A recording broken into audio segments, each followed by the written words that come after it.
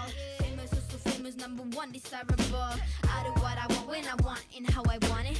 Leave you with the one in the air, that's how I roll. I got tons of soul, I'm a true collectible.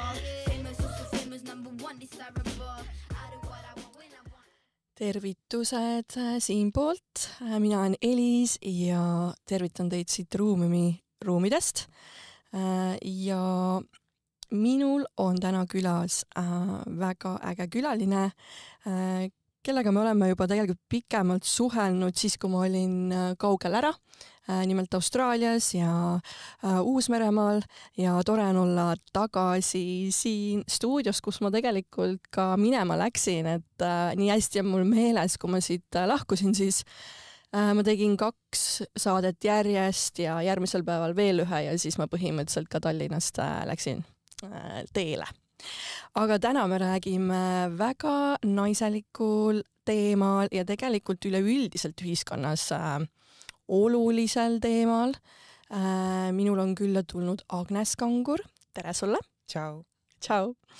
Ja tema toob oma ägedate mõtetega sellist värskust ja kaasaegseid ja uusi mõtteid seoses seksuaalsuse ja seksiga seonduvalt, nii et ma mõtlesin, et ma kutsun ta külla, et nagu jagada seda vaatevinklit, mida tema siis inimestele edasi annab. Ja ühtlasi saame ka siis teada, et kuidas siis Eesti inimestel lood on seksiga üldiselt, nii et asume siis teele. Jah. Võib-olla kohe küsiksin sinu käest, et kas nagu seks ja seksuaalsus, kas sa olid alati nagu väiksena sellest huvitatud, et sa niimoodi avalikult tulid välja sellest rääkima, et sul on nagu, see teema on sinu jaoks mugav, seda näha? Ja see on tõesti mulle alati huvi pakkunud ja ma hakkasin ikka varakult enda keha avastama, juba enne kooli, mis ongi ka täiesti normaalne, aga lihtsalt ma näen oma klientide pealt, et väga paljudel selliseid mälestusi ei ole lapseeast. Et tõesti ma märkasin, kui palju naudingut mu keha suudab kogeda, siis hakkasin juba teadlikult seda kehas tekitama erinevatel viisidel. Mul olid mingid pehmed mänguasjad, mille vastu ma ennast hõõrusin ja mingi hetk avastasin venna mingid pornokassetid ja siis sai internetist mingeid pilte vaadatud ja ühesõnaga siis oli muidugi see internet hoopis teistsugune dial-up kui praegusel ajal. Et ja miks ma seda kõik räägin on lihtsalt see, et minu juures enamik kliente, neil ei ole selliseid mälestusi, et nad oleks ennast üldse avastanud, aga paljudel ka nagu midagi on ja siis nad hullult häbenevad seda, et neil on isegi mulle imelik öelda, et et ma mäletan, et ma hõõrusin ennast vastu diivanit või mingit trepikäsipuud või ongi mõne pehme mänguasja vastu, nagu see oleks midagi väga halba. Ja siis ma saan lihtsalt seda teemat normaliseerida, et see on väga normaalne, et juba noores eas hakatakse avastama. Ja ühesõnaga siis aeg edasi on ja kui ma lõpuks olin teismeline, siis ma juba ostsin endale ise mingeid mänguasju, oskasin ka käega ennast orgasmini viia ja kui mul oli oma esimene seksuaalsuhe, mis oli ka üsna varakult 15-aastaselt, siis ma olin juba enda keha ekspert tegelikult, et ma teadsin väga hästi, milleks mu keha võimeline on, kust ja kuidas mulle meeldib, et mind puudutatakse ja nüüd, kui mul oli partner kõrval, siis oli ainult lust, et saab kellegi abi ära kasutada selleks. Et selles mõttes oligi, et ma läksin kohe nagu selle mindsetiga, et nauding on mu sünniõigus ja paningi oma naudingu nagu esikohale, mis ei ole enamike inimeste lugu, eriti kui rääkida esimestest seksuaalsuhetest. Aga muidugi sealt edasi tegelikult see kõik nii roosiline lõpuks ei olnud, et algus oli tugev, aga ma sain seal esimeses suhtes lõpuks hästi palju haiget ja siis ma sulgesin oma südame ja siis ma hakkasin nagu püüdma meeldida, sest mu teismelise aju tegi selle järelduse, et ma olen kuidagi vale ja ebapiisav ja siis sealt edasi nagu kadus tegelikult ka see kontakt kehaga, sest et ma ei pannud enam oma naudingut esikohale, ma panin meesterahva naudingu esikohale ja tõesti oligi nagu sealt hakkas sooritamise ja etendamise ajajärk, et ma olen oma seksuaalsusega igasuguseid ajajärke läbi teinud aga jah, ma nüüd hakkasin nii pikalt vastama su küsimusele, aga tõesti, see on mind alati huvitanud, see teema.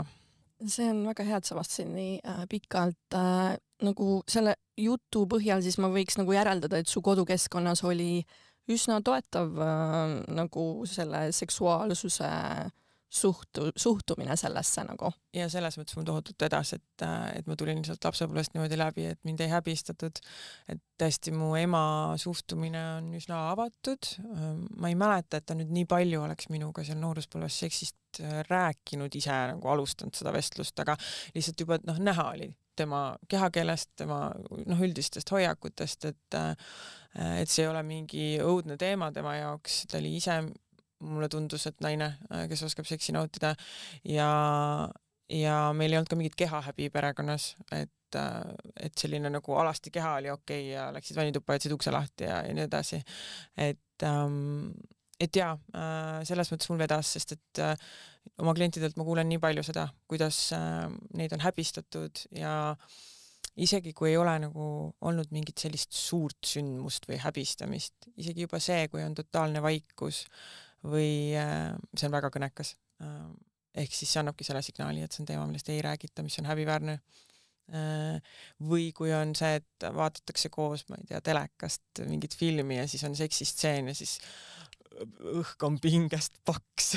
Just nimelt, ma ise ka nagu mäletan selliseid situatsioonist, nagu oledki siuke awkward, okei, paneks tähelepanu siis mujale või nagu on siuke. Just, et see annab ka väga, väga selge signaali, et see teema ei ole okei. Et tõepoolest sellest ma pääsesin, aga eks ühiskond on meil üsna seksnegatiivne nagu nii, et igalt poolt tuleb neid sõnumeid, aga kuidagi ma jäin sellest puutumata. Aga hea, kui sa räägid nagu just sellest, et kuidagi sobitumine ja et ei ole vastu võetud, siis minu kogemus nagu seksuaalsusega oli ka selline, et võitleme ikkagi seksi vastu, polnud nagu vastu võetud see koht minus, et see alati nagu siis ma sain ka omamoodi nagu sõnumi, et okei, see on see osa, mis ma pean siis nagu endast nagu hülgama, et ellu jääda ja et minu kunagine ka mõtteviis oli 20. alguses selline, et kui on partner, siis ta pakub mulle vaata kõik need asjad nagu selle heaolu, selle turvatunde, selle naudingu, selle ühenduse, et tema teeb kõike seda mulle, et aga siis mingi hetk nagu saadki aru, et see on see nagu see lapse koht, mis nagu siiamaani ootab, et vanemad pakuksid neid tundeid või seda turvatunnet ja heaolu vaata. Et palju sa seda näed enda töös, et me lükkame iseenda naudingut ja heaolu vastutust nagu teisele inimesele? Ja seda ma näen päris palju.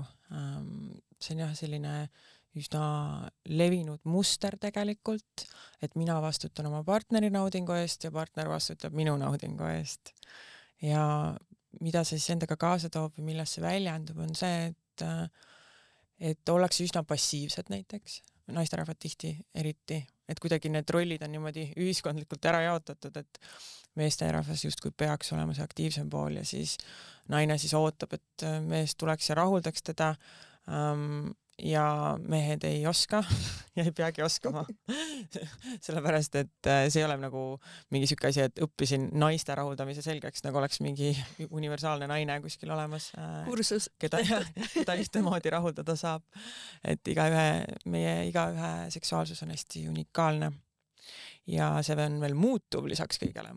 Et sa ei saa ka seda niimoodi selgeks õppida, et isegi oma partneri oma ei saa selgeks õppida tegelikult. Aga ühesõnaga, et siis tihti oleks hästi passiivsed ja oodatakse, et teine siis pakuks rahuldust, samal ajal ise ei väljendata seda, mida tegelikult tahetakse või vajatakse.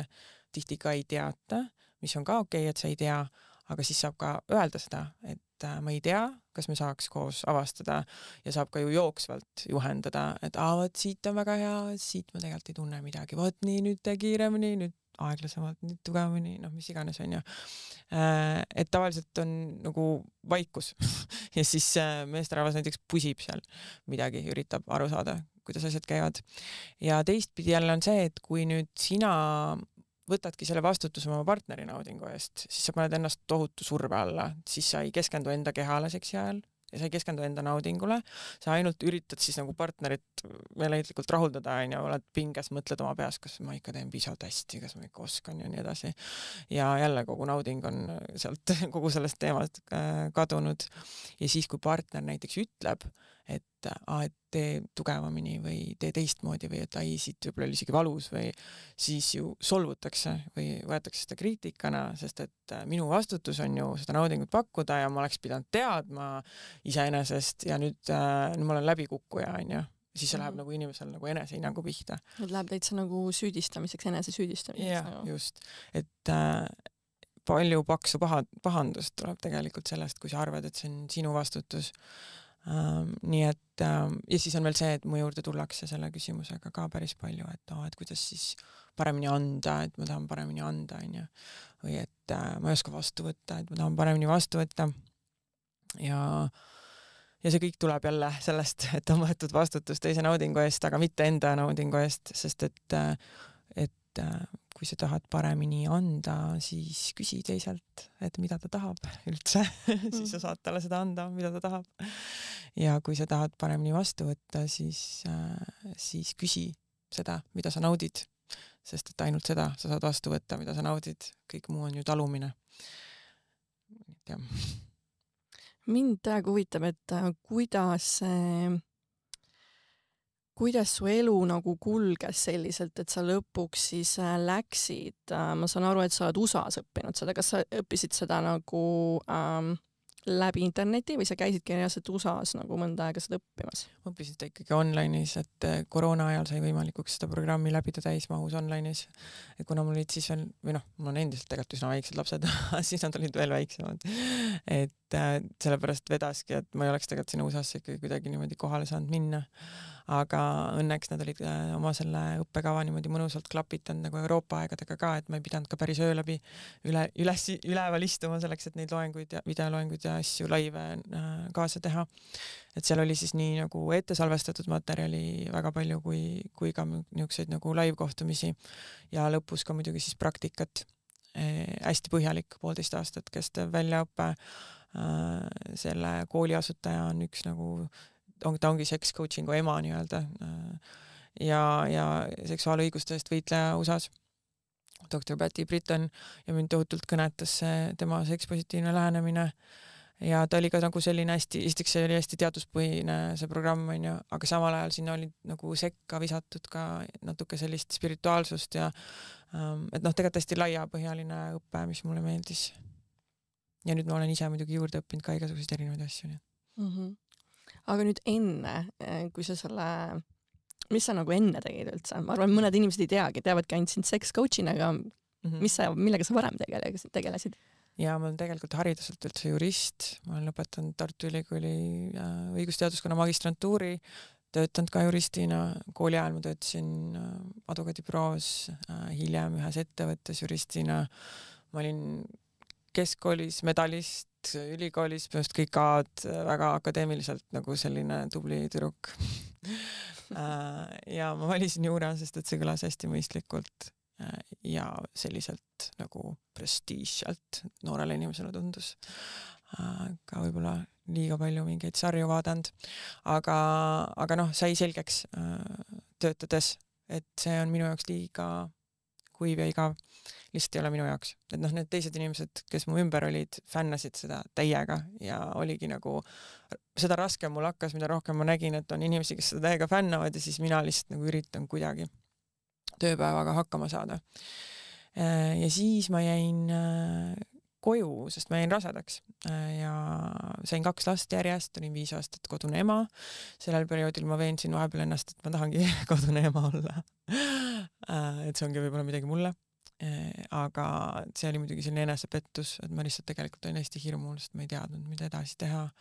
Ja ma otsisin meeleheitlikult neid vastuseid, aga kuidagi see nagu nüüd tagantjärele ma sain öelda, et ma tegelikult need vastused olid minus kogu aeg olemas, aga ma lihtsalt ei tahtnud seda vastu võtta endas, sest et see mu esimene mõte oli üldse nagu psühholoogiat õppima minna ja see mõte oli mul juba keskkoolis, aga siis kuidagi, ma isegi ei hakka sellest pikalt rääkima, aga tundus kõik igasugused takistused tundusid sellel teel ees olevat, onju.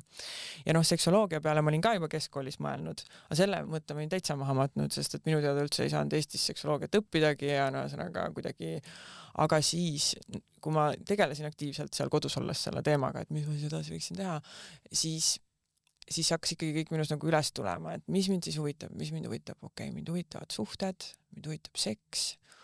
Mõtlesin, kurat, see küll okei vastus ei ole, onju. Seda ma küll kellelegi ei julge öelda.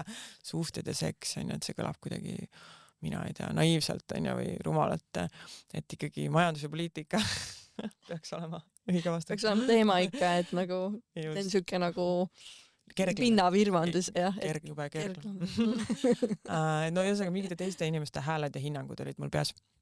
Aga siis ma veel läksin tööle tegelikult 3. sektorisse vahepeal ja töötasin, juhtisin ühte inkubaatorit, Nula inkubaatorit, mis on tohutult äge ettevõtmine, mis kasvatab ühiskondlikke algatusi ja see oli küll tegelikult midagi hingele, aga siis sai aina selgemaks, et ma teen tähendusrikast tööd, mis on hingele ja ikka pole rahul, et järelikult see pole ikkagi minu hingele.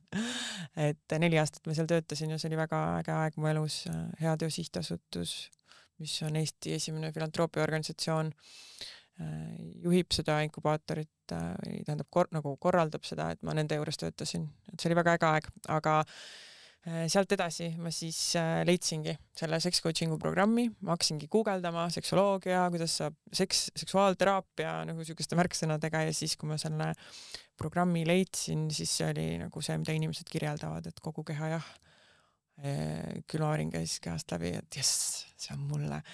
Ma arvan, et mul oli sama, kui ma hakkasin kehapsühhoteraapiat õppima, kui ma nägin seda õpet ja mul oli nagu, et this is it, what I have to do. Siis sa tead seda tunnet. Aga sealt läks seal natuke aega edasi, enne kui ma siis päriselt siis kandideerisin ja partner julgustas mind selles ja siis asusin õppima ja õppe oli 1,5 aastat, siis ma ka veel rääkisin endale seda juttu, et ei, ma ju ei pea seda tegema hakkama, et ma võin seda lihtsalt õppida ka. Ja siis lõpuks tulin kapist välja.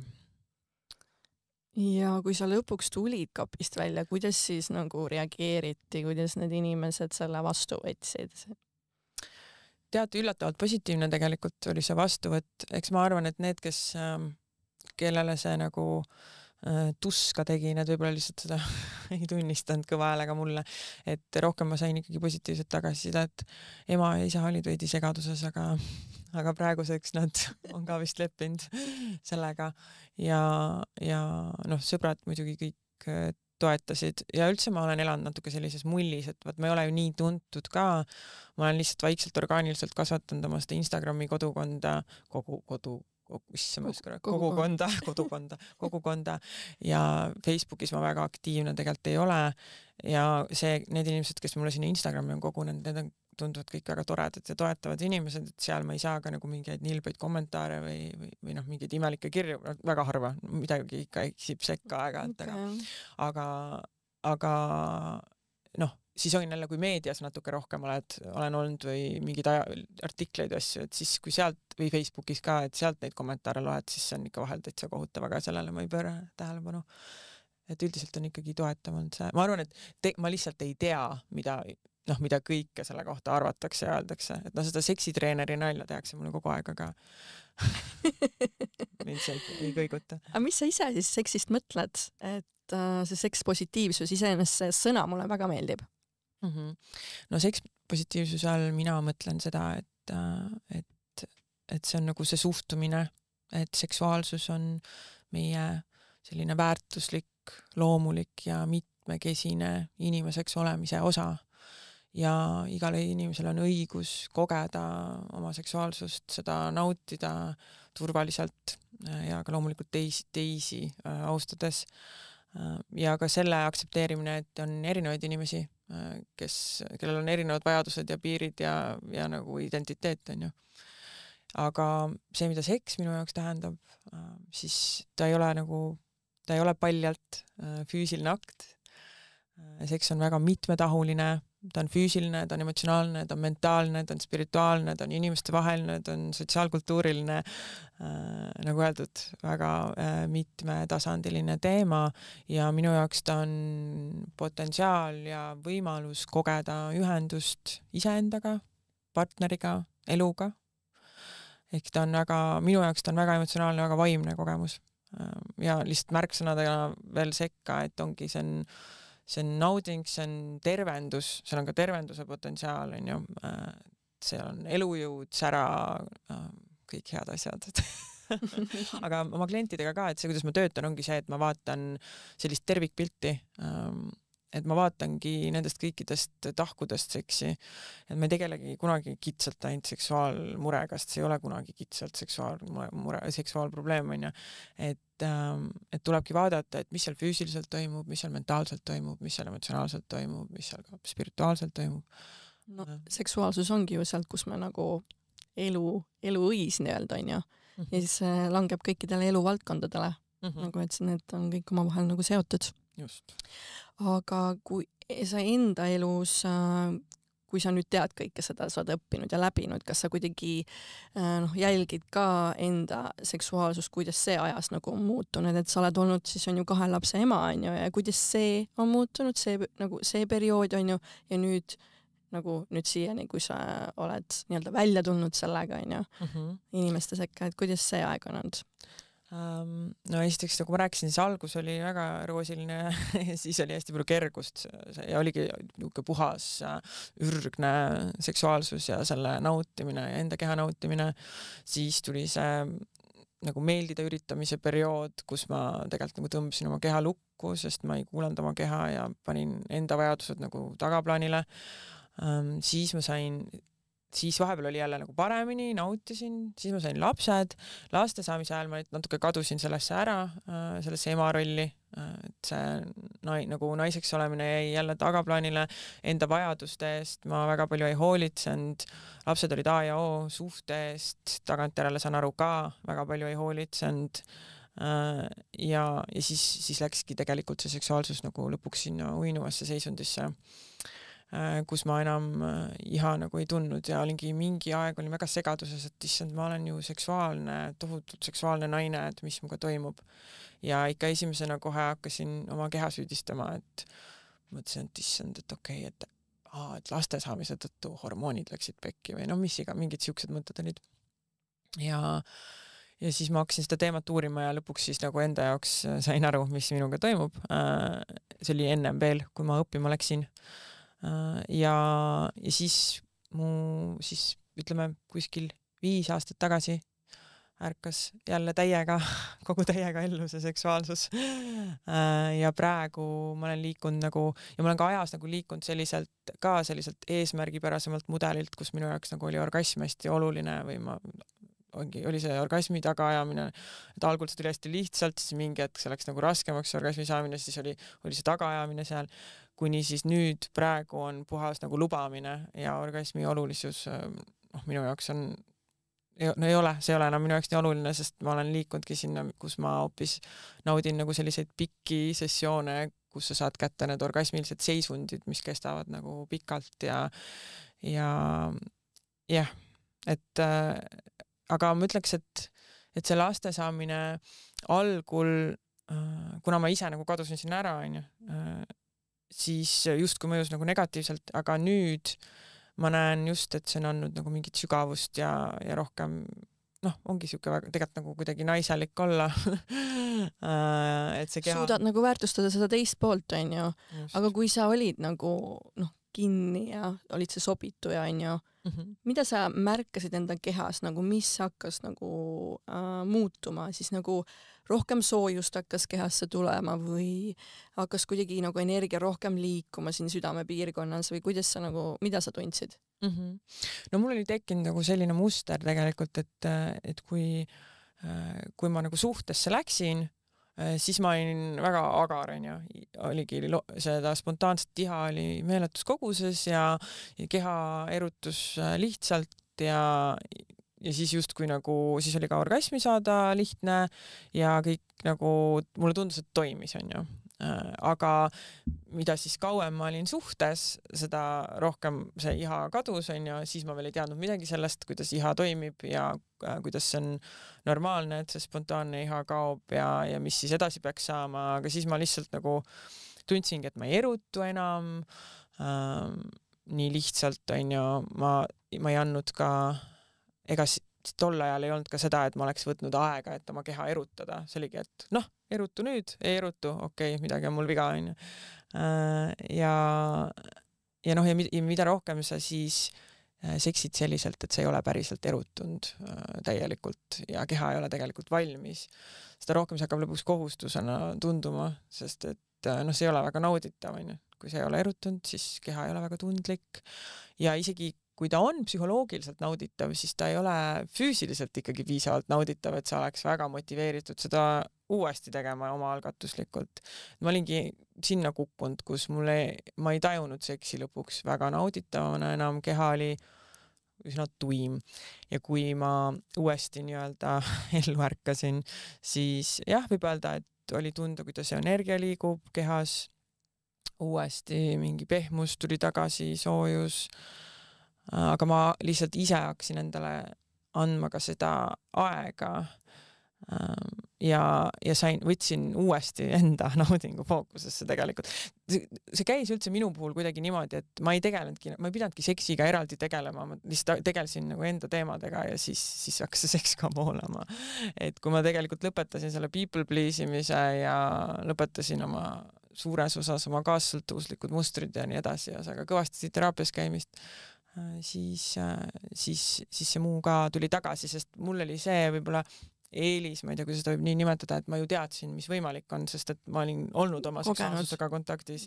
Et minu juurde satub ikkagi palju naisi, kes ei ole kunagi osanud nautida oma seksuaalsust, sest nad ei tea isegi, mida nagu igatseda. Mina ei ole nagu väga palju sellest või seda kunagi nagu mõistnud seda iha teket või vähese iha temaatikat, sest et võib-olla see ongi nagu rohkem paarisuhte küsimuse teema, aga ma ei tea, minul on alati saanud, aga see tekibki ju siis, kui nagu partner on kohal, aga kas see siis nagu peab tekkima mul iseendaga olles või nagu ongi nagu mingi siuke nagu iha on vaieldamatult põhiline nagu murekoht inimestel, miks ma ei tahaks rohkem tahta, on üks küsimus, mida minult küsitakse palju. Ja asi on selles, et iha toimib inimestel erinevalt. Tavaliselt suhte alguses, kui on see uue suhte energia, siis on iha hästi palju. Seda nimetatakse ka siis spontaanseks ihaks. See on tingitud sellest, et keha on üle ujutatud erinevate hormoonidega ja ühtlasi on ka hästi palju fookust üksteisel nagunii, hästi palju tähelepanu, komplimente, flirte, puudutusi, kõik on seksuaalselt väga laetud, kõik on väga põnev, kõik on veel hästi ebakindel, seal on hästi palju seda, mis kütab seda erotilisust. Ja siis tõesti tundub, et selle jaoks ei peagi midagi tegema, keha on valmis, mentaalselt on valmis. Just nimelt, ongi see, et mul on see kogemus, vaata. Aga ma tean raudselt, kui olla nagu pikaajalises suhtes, need teemad kindlasti tulevad nagu esile mingis plaanis. No ja siis ongi, et see uue suhte energia saab tavaliselt kuni 2 aastaga enamasti läbi, see on tavaliselt see aeg, mis võtab, et närvisüsteem maha rahuneks ja need hormoonid jälle taastuks või nagu tasakaalustuks ja ühtlasi tavaliselt selleks ajaks on inimesed võib-olla juba kokku kolinud ja otsustanud üksteisele pühenduda, nii et ka seda ebakindlust on seal oluliselt vähem ja tuntakse ennast turvaliselt ja nüüd peaks tegelikult algama see pühendumise faas, aga sellega ei oska inimesed mitte midagi peale hakata, sest nemad arvavad, et see peaks lihtsalt samamoodi edasi jätkuma, sest meil on see müüt sellest spontaansest ihast, mis peaks iga natukese aja tagant meis kerkima ja nüüd, kui seda ei juhtu, siis oled ise katki või on suhe vale, on ju. Aga tegelikult on täiesti normaalne, et pikaajalises suhtes see spontaanne iha asendubki reaktiivse ihaga. Öeldakse ka vastuslik iha, mis tähendab seda, et iha tuleb hakata äratama. Sa ei pruugigi, sul võibki niimoodi olla, et sa ei tunnegi mitte ühelgi ajahetkel soovi seksida. Ja mida inimesed siis arvavad tavaliselt on see, et mul ongi madal libido või ma olengi vähe seksuaalne või annavad sellised nagu hinnangud endale ja aga terve meie meedia on täis seda, et kui nagu hakatakse ju guugeldama, mis mul on ja siis tuleb see välja, et ahah, mul on vähene libido. Okei, ja mina nüüd sellega, selle sildiga. Mis ma siis nüüd teen? Mul on nüüd diagnoos selline. Ja siis tegelikult ei teata seda, et lihtsalt on vaja hakata seda iha käivitama, nii-öelda äratama ja et ihale peab hoopis nende inimeste puhul eelnema erutus. Et esiteks peab midagi naudingut pakkuma, nendega toimuma selle jaoks, et neil tekiks soov seksida, see mentaalne soov seksida ja see on täiesti normaalne. Ja siis inimesed arvavad, et iha on mingisugune tung, mis on meis nagu kogu aeg kohal ja siis peaks iga natukese tagant ilmutama ennast. Ja siis, ühesõnaga, nagu ma juba ütlesin, see ei ole niimoodi. Ja kui sa nüüd mõtled selle peale, et seda iha oleks vaja tegelikult äratada, aga mitte midagi selle jaoks ei tehta ja siis enamike inimeste elu on üsna nagu selline kiire ja stressirohke ja siis nad arvavad, et nad peaksid järsku jubedalt seksida tahtma. See on täitsa loogiline, et ei taha, sest kuidagi millegipärast arvatakse, et see aju, mis on just lõpetanud tööpäeva, hoolitsenud laste eest ja tegeleb nagu toidu mingi poe nimekirjaga, peaks nüüd 2 minutiga suutma kell 10 või 11 öösel ümber lülituda seksirežiimile, ops. Ja tegelikult ju kõlab absurdselt, kui niimoodi kirjeldada. Aga see on see, kuidas nagu enamik inimesi ootavad, et see juhtuks ja siis see ei juhtu. Et jaa. Nii et tegelikult, kui paarid teaksid seda, ma üritan nii palju rääkida sellest kogu aeg, siis äkki saavad teada kõik. et see on täitsa normaalne, et sa seda iha niisama ei koge. Ja need ei ole muide ainult naised, kes on reaktiivse ihaga.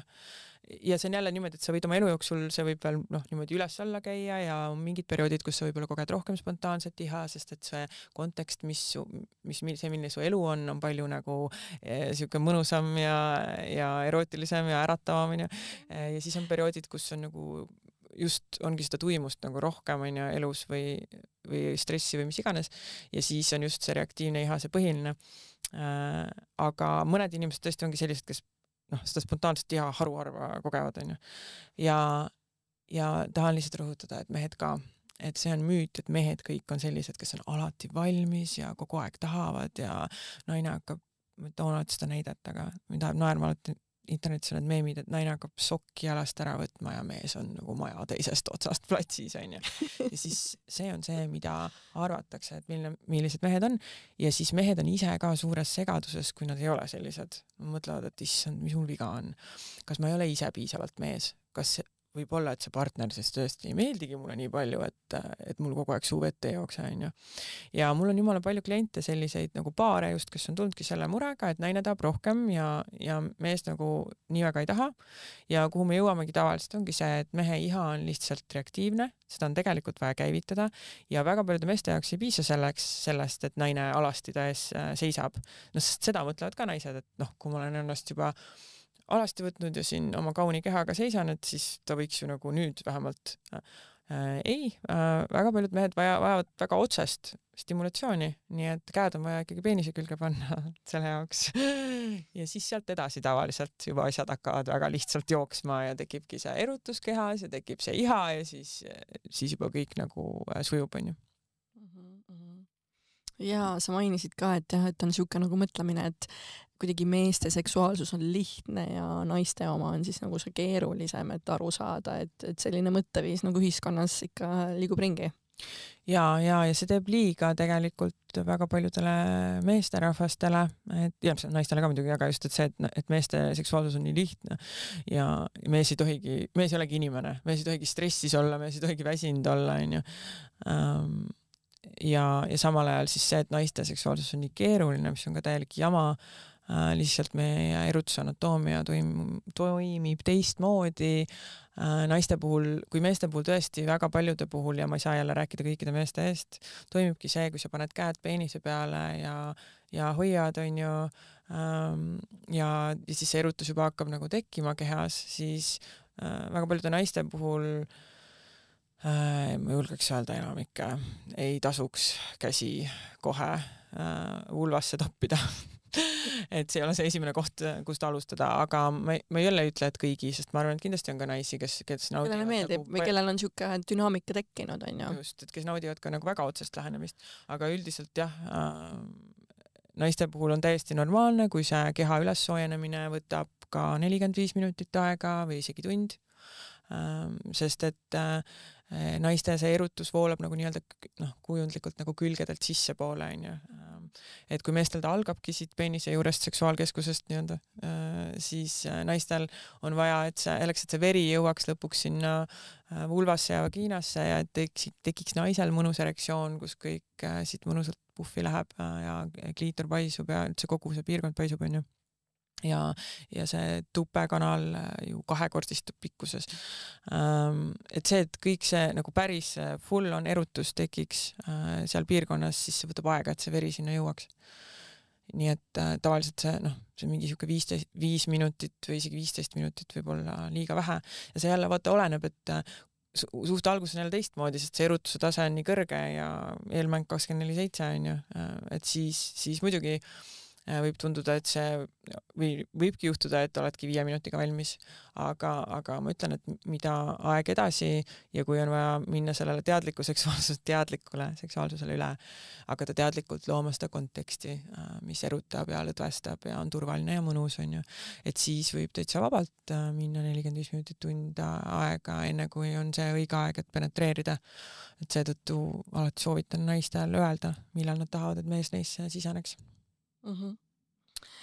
Ma ei tea, kas inimesed üldse nagu mõtlevad selle peale, et kuidas nad tahavad oma seksuaalsust kogeda või väljendada, sest et nagu, kui sa selle nagu välja tõid, siis ma hakkasin ka mõtlema, et väga paljud tegelikult ju ongi, et seksuaalsus ongi lihtsalt see, mida ma praegu kogen ja nii ongi ja nad ei mõtle võib-olla nagu kaugemale, kuidas nagu mina võiksin tegelikult kogeda enda seksuaalsust ja seda väljendada. Ja eks meil on hästi palju mingeid selliseid reegleid, mis inimesed on õppinud ühiskonnast ja ma ei tea, ilmselt meediast, filmidest, igalt poolt ja siis on selline arvamus, et on mingi kindel viis, kuidas peab seksima või milline seks peab olema ja mis seal siis peab juhtuma, et heteropaaride puhul penetratsioon peab kindlasti juhtuma, see on seal hierarhia tipus kõige olulisem sündmus, kogu see teema üldse selle ümber keerleb. Kõige olulisem sündmus. Kõik muu on lihtsalt mingi eelfaas, siis orgasm peab kindlasti juhtuma. Kui orgasm ei juhtu, siis on totaalne fail, ebaõnnestumine. Ma räägin praegu irooniliselt, ma loodan, et olen sarkastiline, loodan, et inimesed saad aru. Et nii, mis peab veel juhtuma? Kirglike meeldaja peab loomulikult olema, absoluutselt ei tohi kohmet olla, mingit ebamugavust ei tohi olla, mõned arvavad, et rääkida ei tohi, kõik peab lihtsalt iseenesest juhtuma. Siis on ka hästi palju arvamusi selle kohta, et milline on üks õige seksuaalne mees. Nagu ma ütlesin, siis tavaliselt mehe kuvand on see, et ta on alati valmis, alati tahab.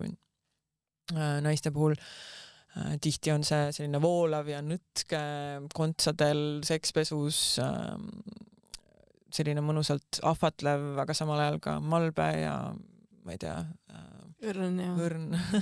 Et ühesõnaga, eks inimestel võivad erinevad need kujutluspildid või kuvandid olla, milles nad on kinni, aga jah, palju on neid reegleid ja siis see tuleb suure üllatusena tegelikult, kui me hakkame seal coachingus vaatama, et tegelikult ongi, et ei ole reegleid, tegelikult ei ole reegleid muid kui see, et austa iseenda ja teise inimese piire, on ju. Aga et sa võidki et see seksuaalsus on nagu sulle sinu osa, unikaalne, sa võid ise valida, kuidas seda väljendad ja koged ja ei ole mingit õiget seksuaalset naist, kui näiteks see sekspesu, kui sa selle selga paned ja sinul sellest parem ei hakka, sa ise ennast seetõttu võimsamana, elusamana ei tunne, siis miks teha seda? Et muidugi alati on see element, et midagi teha partneri heaks, kuna partnerile meeldib, aga see minu meelest tuleb siis alles, kui sa oskad enda jaoks midagi teha, et sa pead nagu eelkõige hoolitsema selle eest, et sinu seisund jõuaks sinna kohta, et sa ise tunned ennast nagu elusa ja mahlasena ja siis sealt edasi sa muidugi tekib nagu juurde ka seda aina, ütleme nii, et mida rohkem sa oled ise õnnelik ja täidetud ja su keha on õnnelik, on ja seda rohkem, seda heldem sa tegelikult oled ja tahad partnerile ka anda ja võid ka ongi panna ka võib-olla mingeid, ma ei tea, rääkides siis nendest sekspesust või kostüümidest panna ka mingeid asju selga, mis sinus endas ei tekita mingit väga tunnet, aga partneris tekitavad näiteks, onju. Aga lihtsalt mina näen seda, et enamik asju tehakse partneri pärast või nagu mõttega, et see on kuidagi väljapoole ilus või väljapoole seksikas, onju. Aga kogu point on ennast üles äratada tegelikult. Ja nüüd, kui sind see sekspesu ei ärata üles, siis don't do it, võta midagi muud. Võib-olla sinule meeldib üldse, kui nahk on su, nahast need rihmad või mingid strapid on su keha ümber või sulle meeldib täiesti alasti alla, see on see, kuidas sa tunned ennast kõige mõnusamalt. Ja ma tahangi nagu tuua seda, et see koht on tegelikult ka jälle see enda hülgamise koht, et kui me pikalt teeme vaata sellist asja, mis meile ei meeldi, mis meid üldse ei kõneta, siis jälle mingi osa endast nagu matame maha ja võt seda ma siis teen tema jaoks ja siis ega see kui kaua see saab nagu kesta, see lõpuks viibki sind jälle mingisugusesse tumedamasse kohta. Ja siis suhte mõttes sa lihtsalt kogud vimma ja rahulolematust ja lõpuks see nagu see lõhub lihtsalt suhet ja iseennast muidugi ka, et kui sa kogu aeg teed kellegi teise pärast, siis see ongi see, mis selle iha nagu lõplikult ära tapab ja selle seksuaalsuse, nii et tegelikult eelkõige tuleb enda nauding panna esikohale ja esimene mõte peaks olema see, et kuidas ma iseenda elusust äratan, endas seda energiat äratan ja siis ongi, et võib-olla see on hoopis nagu mingid retuusid ja ma ei tea, joogariided, millest sa ennast kõige seksikamana tunned, kust see nagu alguspunkt võiks olla, ja näiteks seksi puhul ka, et penetratsioon ei pea üldse olema seal menüüs, kui sa ei taha. Kuigi alati ma nagu nende klientidega vaatan seda ka, et tegelikult penetratsiooni saab muuta tohutult naudingut pakkuvaks ka naise jaoks, et lihtsalt see, kuidas seda tehakse tavaliselt ei toimi. Aga ütleme, et väga paljud võidaks sellest, kui nad võtaks mingiks ajaks penetratsiooni laualt maha, et nad lihtsalt õpiks üldse seda, et on muid viise ka ja et ei pea kiirustama selle penetratsioonini. Ja võtaks ka orgasmi näiteks laualt maha selle jaoks, et lihtsalt hoidagi fookust naudingul ja lihtsalt olla kohal ja nautida ja kogeda ja otsida kõiki neid kohti kehas, mis on naudingut pakuvad, sest neid on tegelikult nii palju. Ja, mulle meeldibki, et sa tood nagu selle lauale, et seks ei võrdu ainult orgasm, et nagu on midagi muud ka veel seal, et nagu ühiskonnas on ikka raiutud üldiselt on ikkagi seda ju raiutud. Just, ja kui sa laiendad seda seksi definitsiooni enda jaoks, siis kogu nagu nii suur lai maailm avaneb lihtsalt nii palju võimalusi, et reeglina miks nagu ei taheta seksida või välditakse seksi, on see, et välditakse seda konkreetset seksi, mida on nagu pikalt ühtemoodi viljeletud, mis ei paku piisavalt naudingut võib-olla või mis on muutunud rutiinseks ja tihti see on selline kiire, lühike, järsk hõõrumisele üles ehitatud penetratsioonikeskne, orgasmikeskne seks on ju. Ja siis nüüd, kui sa avastad, et et seks võibki olla lihtsalt see, et me alasti puudutame üksteist, on ju, ma ei tea, suudleme 15 minutit järjest, aveleme kuskil duši all, lihtsalt silitame üksteist, ühesõnaga kõik, mis nagu seksuaalset naudingut üldse pakub sulle või üldse naudidki seda, et piitsaga keegi nagu algul õrnalt hellitab ja siis paneb litaki ära, on ju. Neid võimalusi on nii palju, millega seal tegelikult mängida saab. Ja kui sa avastad, et kõik see on võimalik, siis inimesed hakkavad palju rohkem tahtma seksida. Ja ma arvan, et nagu ühendus, lähedus ja nauding on ju tegelikult need, mida me nagu sellest seksuaalaktist või sellest tegevusest nagu tahame kogeda, aga mida inimesed sul ise on nagu vastanud? Ja kui ma küsin, et miks sa üldse seksid, siis tavaliselt vastatakse, et see põhjus on nauding, ongi lähedus, ühendus, soov tunda ennast tahetuna, et need on kõige populaarsemad vastused.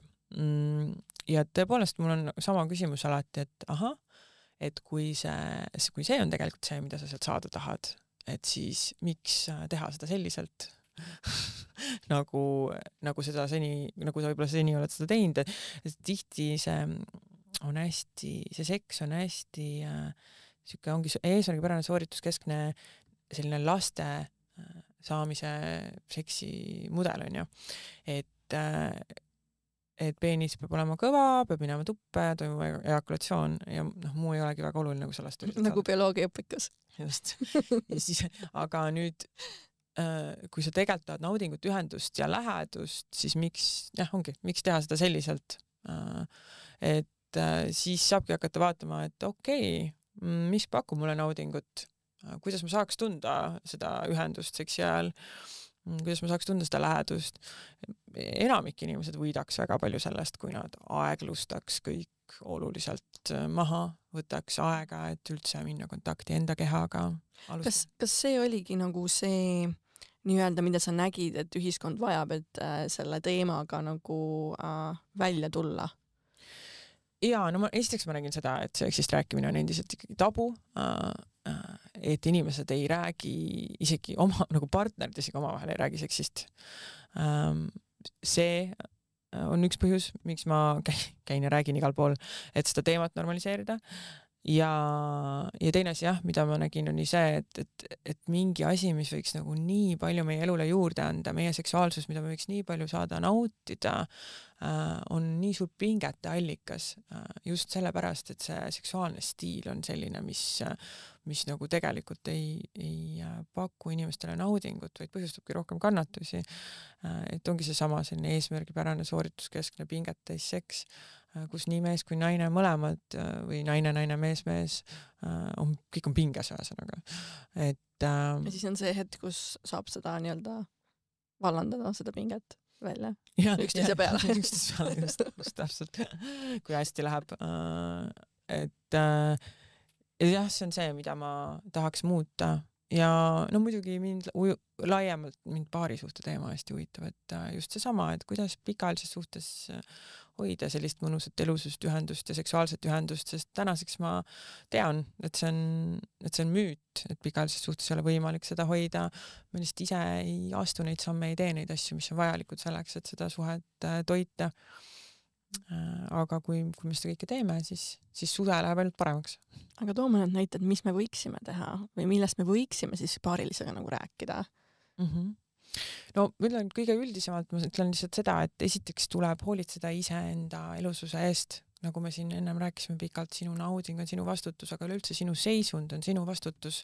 See, kas sa saad piisavalt unetunde, kas sa sööd piisavalt hästi, kuidas su vaimse tervisega on, kui palju sa liigud, ühesõnaga igasugune nagu enda eest hoolitsemine, enda vajadused. Et sinu enda enesehool tegelikult mõjutab väga palju ka partneri. No muidugi, sest et loomulikult sa oled umbes ei taha midagi teha, oled väsinud, seksida ammugi ei taha, kui sa iseendast ei hoolitse, sul on kehva olla, on. Ja siis, mida see partner tegema peab, et eelkõige me ise peame hoolitsema selle eest, et meil oleks hästi, on. Et kui ma oleks koos partneriga, kes iseenda eest ei hoolitse, siis see suhe meil nagu väga hea ei saaks ju tegelikult olla. Nii et üks asi on siis see iseenda eest enda elususe ja elurõõmu eest hoolitsemine ja see, et sa küsid iseendalt seda, et kas ma ise võtan pause, kas ma puhkan, mis mind ennast elusana paneb tundma, mida ma ise naudin, mis mind erutab, on ju. Siis teine asi on siis see suhte eest hoolitsemine. Et suhte elususe eest hoolitsemine, sellepärast, et seda ka tegelikult reeglina ei tehta. Et see, mis kõik alguses on, kogu see üksteise kuulamine, uudishimu, tähelepanu, flirt, komplimendid, puudutamine, see tavaliselt kõik kuidagi kaob ära, muututakse hästi laisaks, enam ei tänata üksteist, ei küsita üksteiselt küsimusi, räägitakse ainult olmest ja praktilistest teemadest, ei üllatata üksteist, kindlasti ütleme, see ei ole ka alati ei ole nagu nii hull, aga ütleme, väga paljud paarid lähevad sellisesse uinuvasse seisundisse, kus nad isegi tegelikult musitavad ja kallistavad, see on kõik siuke automaatne. Et kui üks läheb tööle, siis teen musi, on. Kui ta töölt tuleb, teen kalli. Kui õhtul koos teleka istume, siis teeme kalli. Et aga see ei ole see, mis seda suhet elusana hoiab, on. Et esiteks kõige olulisem on ju see, igasuguse puudutamise juures on see kohalolu, et sa teed seda täie kohaloluga, mitte automaatselt. siis teine asi on see, et sa ei puudutaks ainult nagu sõbralikult, vaid et sa puudutaks ka seksuaalselt. No, et ei oleks nagu semu. Nagu, just, täpselt. Siis see uudishimu teema, see, et te ikkagi nagu vestleks üksteisega ja jagaks oma tundeid ja mõtteid, on ju. Siis kogu see imetlus ja tänutunne, mis on ka midagi, mida tuleb aktiivselt teha, ega see iseenesest ei juhtu. Sa pead kogu aeg aktiivselt ise treenima oma aju, et ta leiaks asju, mida imetada, mille eest olla tänulik, sellepärast, et meie aju on maks negatiivne ja tahab ainult probleeme otsida kogu aeg. Ma arvan, et üks põhjus võib-olla, miks me seda ei tee, on ka see, et me väga paljuski peame nendes kohtades hakkama ise endale otsa vaatama, tegema mingeid ebamugavaid tegevusi või see alguses on ebamugav. Hiljem sa saad aru, kuidas see su partnerit mõjutab, ilmselt on hea tunne ikka, on ju. Aga see on alguses nagu hästi ebamugav ja võõras teha ja selles mõttes ongi nagu tore, et sa nagu nii-öelda utsitad tagant. Kutsun korrale kõike. Aga ühe asja lihtsalt saan veel, et see jääks ütlemata, et muidugi ka loeb nagu see, et mitte ainult rääkimine omavahel, vaid ka kogemine, et reaalselt teha asju koos selliselt, mitte ainult see, et käid kinos ja restoranis, vaid ka teed selliseid asju koos, mis on uued, põnevad, väljakutsuvad, arendavad ja pakuvad uusi elamusi teile mõlemale. See on üks asi, mis nagu tohutult hoiab seda suhte elusust ja need ei pea olema kallid asjad, sa ei pea tingimata minema reisile. Need väga lihtsaid asju on, mida saab koos uusi asju teha. Lihtsalt me tavaliselt kuidagi kukume nagu mingitesse automatismidesse ja rutiinidesse ja siis see ka nagu tapab. Nõus. Aga sa lõid ühed kaartid. Kas sul need täna kaasas ka või? Jaa, ma võtsin kaasa. Need on nendest ma olen juba igal pool rääkinud, aga ma räägin neist veel, sellepärast, et need on ka selline tore abivahend lihtsalt. Kas ma võin midagi tõmmata ka? Muidugi. Absoluutselt. Ja need sa lõid siis selle jaoks, et inimesed omavahel saaksidki tegelikult hakata vestlema lõpuks, on ju? Ja rääkima päris asjadest, suurtest teemadest. No seksist eelkõige, enamik nendest kaartidest on seksi teemal, aga siin on ka teisi teemasid, nagu millest sa unistad, mida sa tunned, mõtled, mida sa kardad. Jah, et ühesõnaga, et ta ei ole ainult siis seksiteemaline, ta on ka selleks, et seda emotsionaalset ühendust omavahel luua. Okei, no ma võtsin ühe kaardi. Aha, siin on lihtsalt sinu parim omadus on. No minu parim omadus on see on avatud inimene. Avatud kõigele uutele ideedele ja uutele võimalustele, uutele naudingutele ka. Väga hea. Et ma arvan, et see on, mis teeb mind nagu paindlikuks inimeseks. Aga jällegi, kui liiga avatud oled, siis on omad ohud, et jah, pead seda vaatama. Ja just, ja nende mõte ongi see, et kui on see tunne, et ei oska nagu millestki rääkida ja need teemad kipuvad olema juba praktilised, et siis võta restorani kaasa, võta õhtusöögilauas välja, võta hommikusöögilauas välja, olete autoga sõitmas matkarajale, võtke seal autos paar kaarti, vastake mõlemad. Tavaliselt juba ongi paarist kaardist võib tekkida 3-tunnine vestlus, on ju, kus mõte hakkab juba hargnema. Ja neid kaarte saab sinu kodukalt siis osta? Ja agneskangur.com on link olemas, kust nad leida ja et need on mul jagapoes müügil või võib ka mulle Instagramis sexcoach Agnes Kangur kirjutada, kui ei leia üles. Mis on kõige crazy'm asi, mida sa ise oled nagu kuulnud, mida inimesed on teinud, et seda sädet hoida nagu oma partneri vahel siis? Et mõned ju proovivad enamus mingi sekspoe vidined ja mänguasjad ära, et seda hoida, et mida sina oled kuulnud, mis on siuke huvitav või nagu out of the box? Kusjuures mina üllataval kombel kuulen just pigem seda, et väga ei tehta midagi. Väga ei tehta midagi. Et kui hakkad nagu küsima, et kui palju te kahekesi aega veedate või kui tihti te koos kuskil käite või kui tihti te võtate aega üldse, et nagu niimoodi segamatult üksteisele tähelepanu pöörata, et siis ma enamasti saan teada, et väga ei võetagi, et võetakse näiteks aega, et minna peole sõpradega, kus võib-olla kallim on ka kaasas, aga see ei ole sama, mis kahekesi võtta aega, et olla omavahel intiimsed, onju, nii siis igas mõttes intiimsed, ka füüsiliselt. Et kuidagi ei saadagi sellest aru, et okei, et kui ma võtan lapse, võtan lapsed, võtan lapsehoidja reede õhtuks, et minna mingile üritusele, siis see on ka muidugi oluline, et lõbutseda, aga see ei täida seda kohta, et on vaja võtta ka lapsehoidja, et nüüd minna nagu kahekesi teha midagi.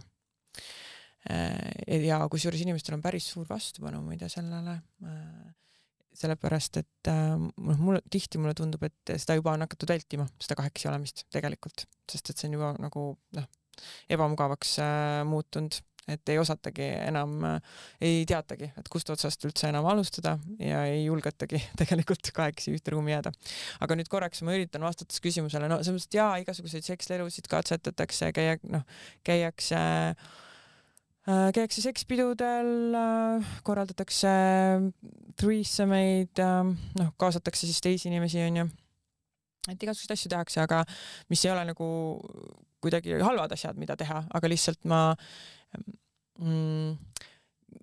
ütleme niimoodi, et sa võid nagu, kui sa tahadki olla seal pikalises suhtes, on ju pikalt, sul saad lõpuks need trikid otsa, kui see on see ainus asi, millele sa loodad, et sinna nagu veits veel õli tulle peale valada, on ju, et sa oled nagu kogu aeg selle siukse edge'i või siukse nagu erutuse tõstmise stimulatsiooni peal väljas, on ju.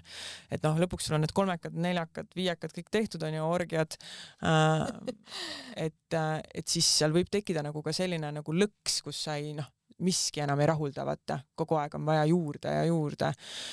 Ja päris tihti on ka niimoodi, et need inimesed, kes ajavad seda sädet taga, siis probleem ei ole nagu selles sädemes, et see on ka üks asi, millest võib tegelikult lahti lasta, et see uue suhte energia, mis seal alguses oli, lasta jääb sinna algusesse ja nüüd sealt edasi saab ehitada nagu seda pikaajalist jätkusuutlikku iha tegelikult.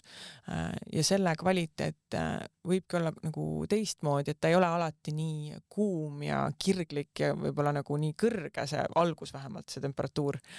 Ta võibki olla see algus võib olla selline, mis ongi läbi turvatunde ja läbi lõdvestuse, aga see ei tähenda seda, et on siis vähem nauditav, on ju, et need on need orgasmilised seisundid, millesse sa võid jõuda, kus sa lihtsalt nagu hõljud taeva ja maa piiril, on ju, aga nad ei ole üles ehitatud sellele, et sa pead mingit excitement'i meeletut tõstma, see on hoopis see, et sa hoolitsed selle eest, et teil partneriga on ühendus, on turvatunne, siis et sa avad oma keha, on ju, sa võtad aega, et erutuda, siis sa hingad sügavalt, liigud, on ju, nii et su keha nagu avaneb naudingule, mitte läbi selle intensiivsuse ja stimulatsiooni, vaid hoopis läbi selle lõdvestuse.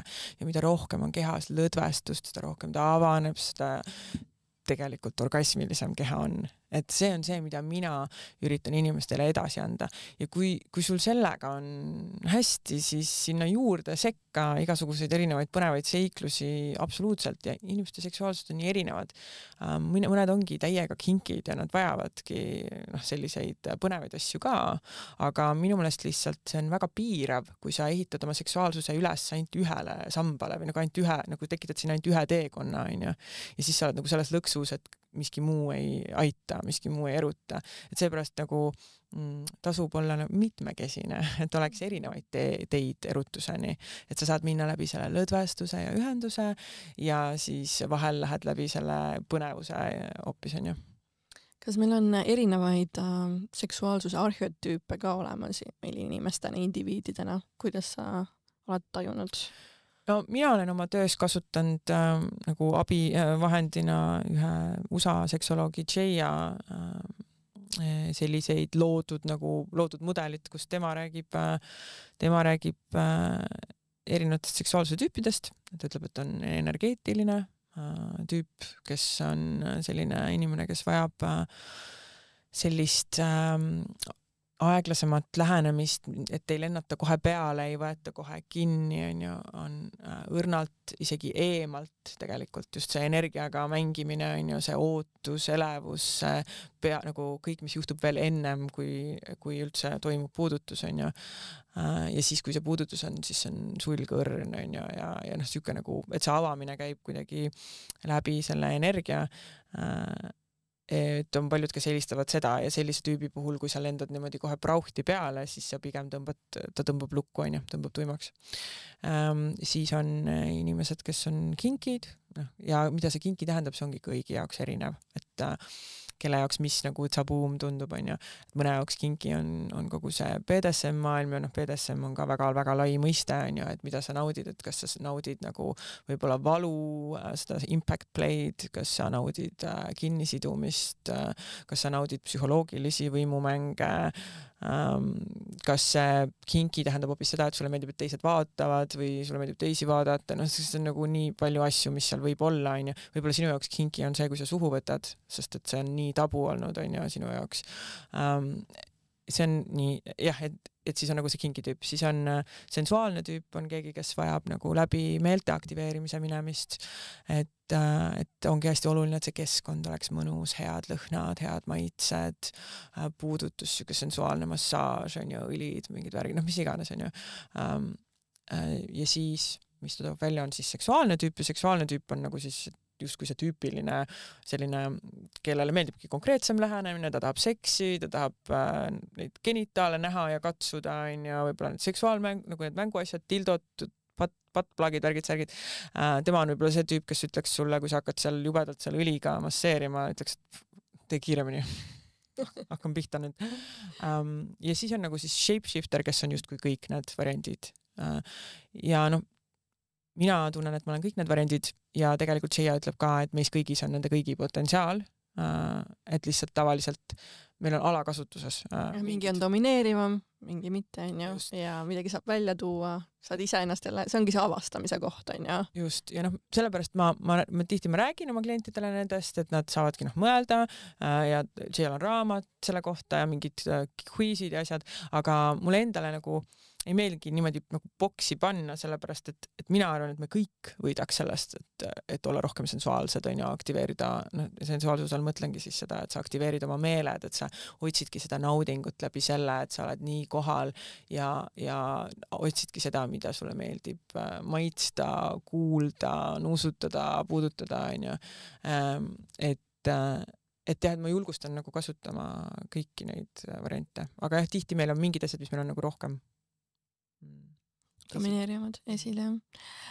Kas mingisugune inimese seksuaalne stiil võib ka kuidagi ühenduses killu luua?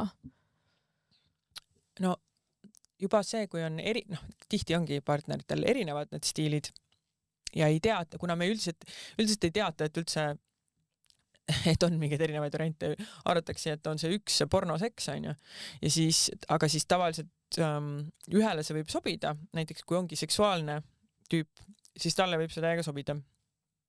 Ja kui nüüd näiteks teine partner on tegelikult hästi energeetiline, siis võib olla täiega error.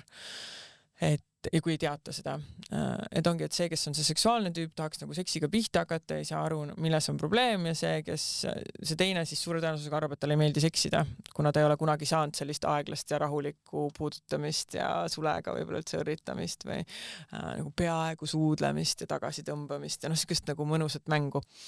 Nii et sellest juba tekivad konfliktid, et kui sa saad teadlikuks sellest, et kui nüüd inimesed päriselt räägiks omavahel ühesõnaga ja saaks teada. Jälle me jõuame sinnani. Et mis ühele meeldib ja teisele meeldib, et siis on väga lihtne kombineerida neid asju ja teha nii, et mõlemad saavad oma osa. Et ongi, et sa võid alustada ju maksimaalselt aeglaselt ja tiisida ja võttagi nagu päevi, et tiisida ja siis see võib kulmineeruda ju korraliku rammimisega tagant, et why not, aga lihtsalt seal jällegi ongi see, et kui sina ei ole seda üldse saanud, mida sina vajad, siis sul ei ole seda soovi ega jaksu teisele ka anda või siis annad üle enda, tegelikult ei tahagi anda. Lihtsalt talud kuidagi seal sunnid ennast tagant, see on hästi kahjulik. Ja et ma ütleks, et see seksuaalne, kui ma räägin nagu ka vahepeal mingist seksuaalsest stiilist, mis lõhub, et siis tihti, mis lõhub, ongi lihtsalt see eesmärgipärane ja see soorituskeskne. See, et mees on hästi pinges, sellepärast et tal ikka erektsioon tekiks ja ikka püsiks, on ju, ja et kas ta ikka suudab naise orgasmini viia, sest see on ju tema vastutus, on ju. Ja siis naine samal ajal on hästi pinges, et kas ta ikka jõuab piisavalt kiiresti orgasmi saada, sest et see on küll mehe vastutus ta orgasmini viia, aga tema peab ka nagu piisavalt hästi saavutama, on ju, sest kui sa orgasmi ei ole saanud, sa oled ebaõnnestunud, et kogu see teema on see, mis lõhub, on ju. Et kui sellest, ühesõnaga, millega ma siis töötan klientidega, ongi see, et liikuda sealt eesmärgipärasest nagu sinna naudingu kesksesse, kus fookuses on nauding ja ühendus ja lähedus. Väga ilus mõte, ma ütleksin. Mul hakkavad vaikselt siin küsimused otsa saama. Võib-olla nagu naine, kellel ei ole paarisuhet, on ju, ja naine, kes on mõnes mõttes aeg-ajalt ikkagi hüljanud ennast, teda on pisendatud samamoodi nagu sa rääkisid siin enda kogemusest. See on mõnes mõttes ka minu lugu. Neil on üsna keeruline või see nõuab väga palju energiat, et nüüd tulla välja ja väljendada ennast esiteks autentsest ja ausast kohast ja see on samuti ka ennast väljendada seksuaalselt autentselt. Et jällegi mitte ennast pisendades, mitte kedagi pliisides, on ju, et kuidas, mis oleks need võib-olla esimesed sammud, et see naisterahvas saaks nagu astuda neid samme, et tema seksuaalsus hakkaks siis samamoodi, nagu sa ütlesid, vaikselt siin nagu õide puhkama. No üks asi on, mida ise enda jaoks ära saab teha, ongi see, et ennast üldse puudutada, et väga paljud naised ei puuduta ennast ja ma ei räägi siin isegi nagu rahuldamisest, sest et see on ka väga eesmärgipärane tihti, et okei, väga paljud naised ei rahulda ennast ise, aga kui nad ka seda teevad, siis see ongi siuke nagu jälle, et see puudutus on tihti selline nõudlik puudutus, eesmärgipärane puudutus, et jälle viia ennast orgasmini, on ju. Ja need, kes ei puuduta ennast, need tavaliselt ei puuduta ka siis sellepärast, et umbes, et ma nagunii orgasmini ei suuda ennast viia, siis miks ma ennast puudutan. Aga kui sa hakkad ennast puudutama lihtsalt nagu armastuse ja kohaloluga ja lihtsalt otsimagi seda naudingut oma kehas ja ei ürita ennast kuskile viia, vaid oledki lihtsalt hästi kohal selles ja hingad. Ja võib-olla mõni päev ongi, ei leiagi naudingut, leiad hoopis kurbuse ja pisarad, on ju. Ja point ei ole, et ei nagu erutust tõsta.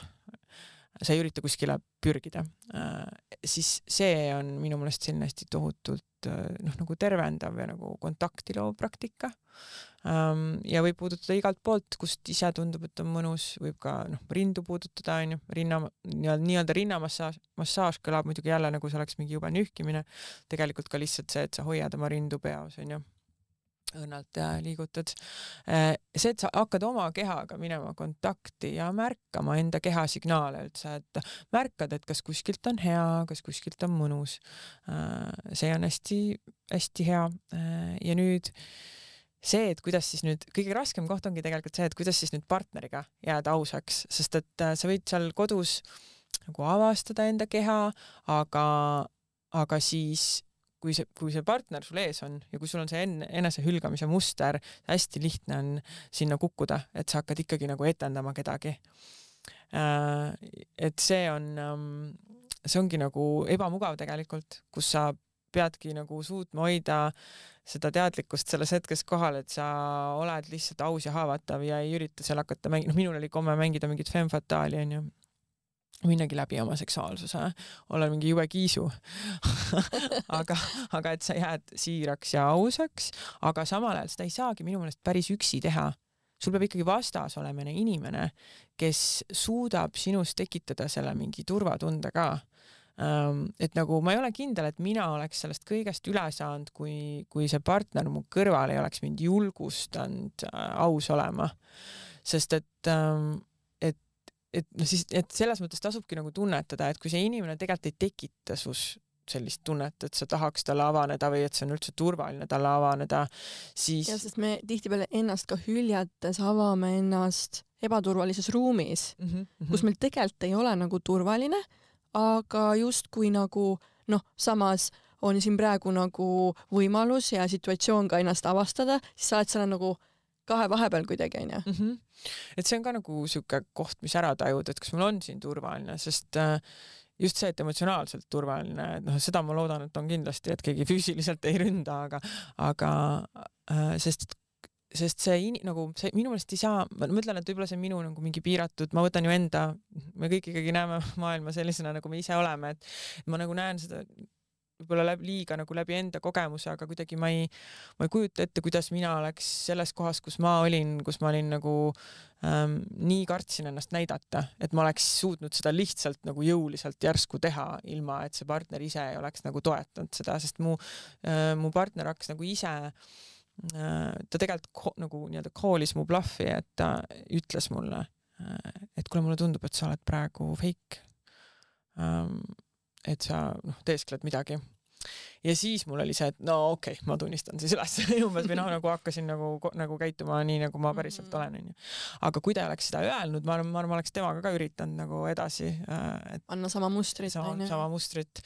Et ja midagi, aga muidugi vaata, mina võib-olla ei olnud oma enesarengus siis nii kaugel piisavalt, et kui sa ise oled endaga tööd teinud ja tegelikult tunned, et sul on see ikkagi julgus olemas, et siis tuleb endale kindlaks jääda, et sa ei hakka kedagi teist seal näitlema ja ütled kogu aeg ausalt välja, mis sinuga toimub, et ongi, kui see on seksuaalsuhte kontekstis, siis tunnistadki ka igasugust ebakindlust või ütledki, et tead, et ma tegelikult ei tea täpselt, mis mulle seksis meeldib, aga ma tean seda, et ma tahaks teiega avastada ja äkki me võiksime koos minna, et praegu sina lihtsalt liigu siit ja ma ütlen sulle, kuidas on.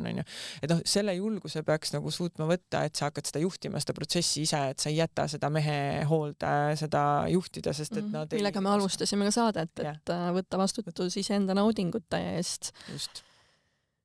Kuidas sina endas aususe kvaliteeti arendad? Et sa oled, üleüldiselt sa oled aus naine, on ju? Sellepärast ma sind siia ka kutsusin. Aga nagu ikka on ju vaata neid arenemiskohti.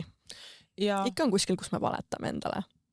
No vaat, mul ongi kuidagi niimoodi olnud, et ma olen nagu justkui väljaspoole alati hästi aus tundunud või selline nagu üsna nagu valehäbita, et jagan üsna julgelt seda, mida ma mõtlen ja mingid teemad ongi nagu ka see seksi teema, et ei ole tabu olnud.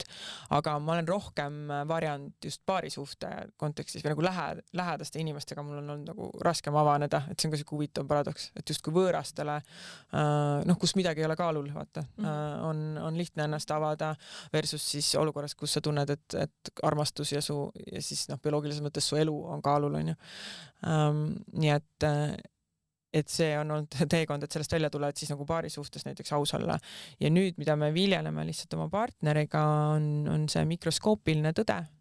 See kontseptsioon, et ühest raamatust saime selle Conscious Loving superhea raamat. Ja seal ühesõnaga mikroskoopiline tõde tähendab siis seda, et ma väljendan seda, mida ma hetkes siiralt tunnen oma kehas ja mis ilma siis igasuguse kriitika, süüdistuse ja loota, mida mõistus võib tahta sinna juurde jutustada. Ja mõnikord me võtame ka isiklikult, kui keegi ütleb, et kuna ma tunnen praegu, et ma ei tea, see lause pani tundma selliselt või selliselt, on ju, siis võib ka olla seal, et me hakkame nagu, saame ego pihta, on ju, ja siis võib nagu ja ütleme, et nagu selles mõttes see mikroskoopiliselt tõe väljendamine on julgetele, ja ta eeldab nagu mingit küpsusastet ilmselt, ma kahtlustan jah, aga seal on ka alati, seal on alati ka väljendamise teema ka, vaata, et see tõde tegelikult, mida sina saad väljendada, ongi see, mida sa tunned. Kui sa sinna juurde hakkad jutustama juba seda, milline teine on ja mida teine kõik nagu valesti teeb, et siis see juba on nagu mingi hinnang, on ju. Et ta jääb tõeks ainult siis, kui sa nii palju on seal siis nagu teise inimese võib-olla kohta midagi öelda, mis on nagu faktide kirjeldamine. Ala, et kui sa läksid uksest välja, siis ma tundsin suurt hirmu ja üksindust, sest ma vajan praegu su lähedust või vajan mingit turvatunnet, mis iganes, on ju. Et see mõte on nagu selles, et sa saad kirjeldada neid fakte, on ju. Aga nii kui sa ütled, kui sa mu hülgasid, siis ma tundsin ennast halvasti, on ju, ja see on nüüd sinu süü, siis juba see hülgamise silt seal juures on tegelikult hinnang. Sest et faktiliselt ta lihtsalt läks uksest välja, mitte ei hüljanud. Sina tunned, et ta hülgas su. Need on need siuksed nagu peened kohad, on ju. Et aga ja siis ongi, et mida paremini sa väljendad selliselt, mis ei ole hinnang, seda suurema tõenäosus, et teine inimene suudab selle vastu võtta. Loomulikult ka mina ei ole alati ideaalne väljendaja, me lihtsalt partneriga olemegi töötanud nii palju omavahel, et me oleme nii nagu omavahel nagu tunneme nii suurt turvatunnet ja meie lugu üksteise kohta on nii positiivne.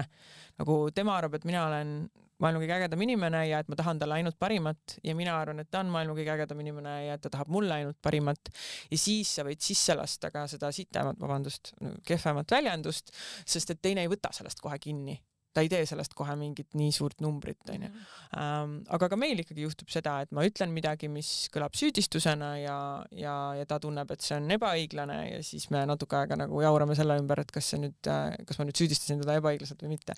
Aga ühesõnaga see, mis puudutab seda aus olemist, siis kogu aeg jooksvalt me väljendame üksteisele oma mikroskoopilist tõde, mis tähendab, et meil ei kogune omavahel vimma ja rahulolematust, kuna kõik tuuakse kogu aeg kohe lauale ja niimoodi saab kõik kogu aeg lahustuda ja niimoodi sa saad kogu aeg treenida seda ausust hommikust õhtuni.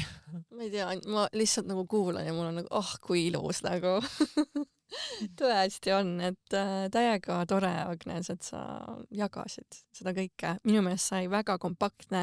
Üle tunni aja natukene on lobisetud, nii et sai nagu räägitud, ma arvan, kõik need teemad, mis me nagu tahtsime, on ju. Et kas on veel midagi, võib-olla, mis sa tahad lisada veel või sai kõik räägitud? Ma arvan, et tegelikult kõik oluline sai räägitud, väga sisutihe oli see kõik.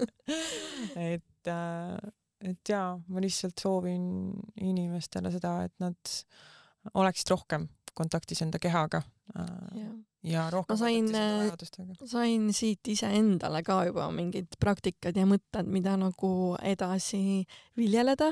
Tore. Seega igal juhul mina, kuulajad, soovin ka teile endaga ühendust, endaga aus olemist. Nii imelik, kui see ka pole, siis Ausad naised saatejuht harjutab ka aus olemist praegu iseendaga. Me kõik harjutame nii. Ja, et just nimelt, et rohkem naudinguid ja lubada naudingutel tulla, sest et ainuke, kes on selleks takistuseks, tegelikult oleme tihtipeale me ise. Nii et soovin teile mõnusat hommikut, õhtut, päeva ja näeme järgmises saates. Aitäh sulle, Agnes, ja tšauki! Aitäh, tšau! Number one desirable. I do what I want when I want and how I want it. Leave you with the one in the air. That's how I roll. I got tons of soul. I'm a true collectible. Famous, also famous. Number one desirable.